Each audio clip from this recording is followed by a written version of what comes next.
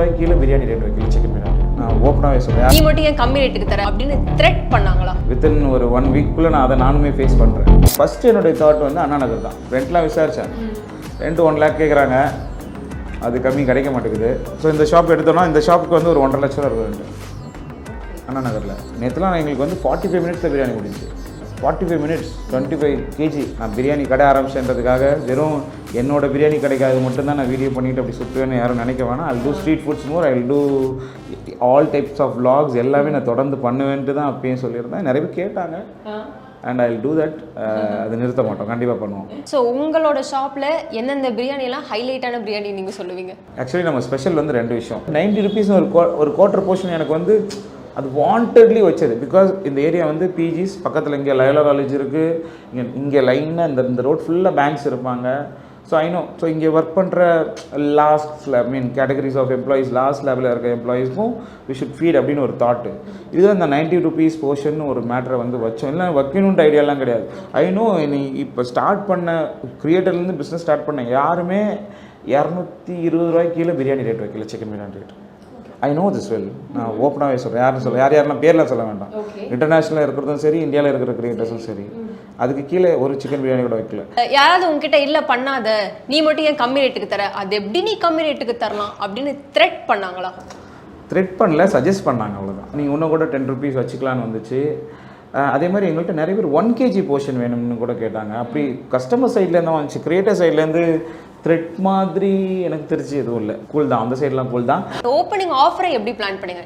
ஓப்பனிங்கில் ஃபஸ்ட்டு வந்து பிளான் பண்ணது தெரியுங்களா, ஒரு பிரியாணி வாங்கினா ஒரு பிரியாணி ஃப்ரீ, சிக்கன் பிரியாணி வாங்குவோம், மட்டன் பிரியாணி ஃப்ரீ அப்படின்னு யோசிச்சோம். இருங்க சொல்லிடு, ஃபுல்லாக சொல்லி யோசிச்சோம். ஃபஸ்ட்டு விஷயம் மேனேஜ்மெண்ட் தான். அது 200 கிலோ பிரியாணி வாங்கினா 200 கிலோ மேனேஜ் பண்ணோம்ல நம்ம.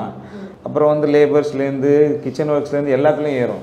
அப்புறம் நான் என்ன பண்ணேன், சரி இந்த மாதிரி பண்ணால் நமக்கு, நான் என்ன பண்ணேன், சரி ஓகே நம்ம சேனல் பேர் பக்கோடா பாய்ஸ் இருந்துச்சு, பக்கோடா போடலாம். அப்புறம் என்ன பண்ணேன், சரி ஓகே சிக்கன் பக்கோடா நார்மலாக எல்லா ஷாப்பில் மாதிரி ஒரு பிரியாணி வாங்கினா ஒரு பக்கோடா கொடுப்போம்.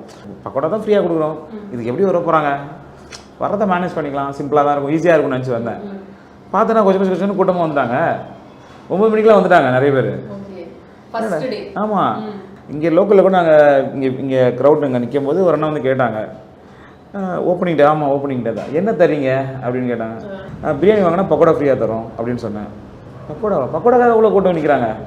பக்கோடாக்காக நிற்கல ப்ரோ, பக்கோடா பாய்ஸ்க்காக நிற்கிறாங்க அப்படின்னு பசங்க சொன்னோன்னே அதில் ஒரு மாதிரி ஒரு நாஸ்டாலஜிக்கான ஒரு ஃபீலில் ஜாலியாக இருந்துச்சு. உண்மையாக சொல்லணும்னா லாஸ் இல்லாமல் நான் அந்த ஓப்பனிங்கை பண்ணேன். இது வந்து நிறைய கடைக்காரங்களால் கஷ்டம். மேபி ஓப்பனாக பேசினாலும் மேபி இதில் எனக்கு ஒரு கிரியேட்டராக ஒரு ஃபேம் ஒன்று இருக்குல்ல, அந்த இதுவும் எனக்கு சேர்ந்து சப்போர்ட் பண்ணிச்சு. பட் இந்த எம்ப்ளாய்மெண்ட் நான் முன்னாடி சொன்ன மாதிரி இந்த லேபர் பிரச்சனை அதுதான் பயங்கரமாக என்ன அடிச்சிச்சு. ஓகே, ஸோ எவ்வளோ கூட்டம் வந்துச்சு ஃபஸ்ட்டு டே? நான் ஆக்சுவலி கடையை வந்து 3 மணியோட 3 மணி 2:30 மணி இருக்கும்னு நினைக்கிறேன் மூடிட்டோம். ஒரு அரௌண்ட் ஒரு 175 kg கிட்ட போட்டோம். 200 kg போடலான்னு பார்த்தா நிறுத்த சொல்லிட்டேன். க்ரௌட் மேனேஜ் பண்ண முடியல. இந்த இடத்துல ரோட்டில் வண்டி போக மாட்டேங்குது, சண்டேன்றது வேறு ஆயிடுச்சா, பக்கத்தில் மார்க்கெட் இருக்கா. ஸோ அதனால் வண்டி போக மாட்டேது, அதனால் அதோட ஸ்டாப் பண்ண சொல்லிட்டேன். நாங்கள் கடையை மட்டும் போயிட்டோம். ஹவுஸ் ஓனர் ஃபோன் பண்ணேன், இங்கே மேலே பில்டிங் ஓனர் ஃபோன் பண்ணிவிட்டு, பாய் வந்து கடையை திறங்க போய் ஈவினிங் வியாபாரம் பண்ணுங்க, எல்லோரும் என் வீட்டுக்கு வராங்க அப்படின்னு ஃபோன் பண்ண ஆரம்பிச்சிட்டாரு. எனக்கு ஒன்றும் புரியல. சரி இல்லைன்னு சொல்லியிருக்கேனே. இந்த மாதிரி நிறைய நடந்துச்சு. நாங்கள் நைட்டு கடையெல்லாம் போடுவோம், ஷட்டரை பாதி வச்சுப்போம், வந்து டோர் திறந்து கேட்பாங்க. ஆனால் இன்னும் அந்த நேரத்தில் வந்து ஒரு சில பேர் ரொம்ப தூரத்தில் வந்து ரொம்ப கஷ்டமாக இருக்கும். நேற்று ஒருத்தவங்க கொடுங்கூர்லேருந்து அவங்க ஆக்சிடெண்ட் ஆகிருக்கு போல், இப்போ தான் ரெக்கவர் ஆகிருக்காங்க போல். அண்ட் நம்மளுடைய ஃபேஸ்புக் ஃபாலோவர் போல் அவங்க வந்தாங்க.